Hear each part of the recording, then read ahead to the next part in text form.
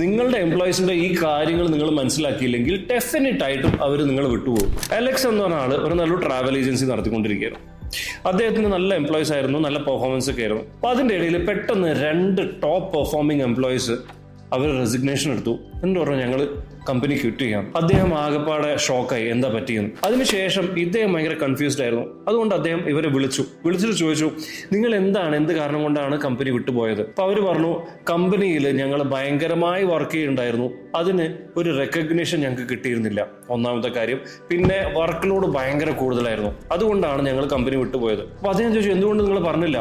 അതിനൊരു അവസരം ഉണ്ടായിരുന്നില്ല. ഇതിന്ന് ഇദ്ദേഹം മനസ്സിലാക്കിയത് എംപ്ലോയീസിന്റെ കാര്യങ്ങൾ നമ്മൾ മനസ്സിലാക്കണം. രണ്ടാമത് പെർഫോം ചെയ്യുന്ന എംപ്ലോയീസിനെ നമ്മൾ റെക്കഗ്നൈസ് ചെയ്യണമെന്ന്.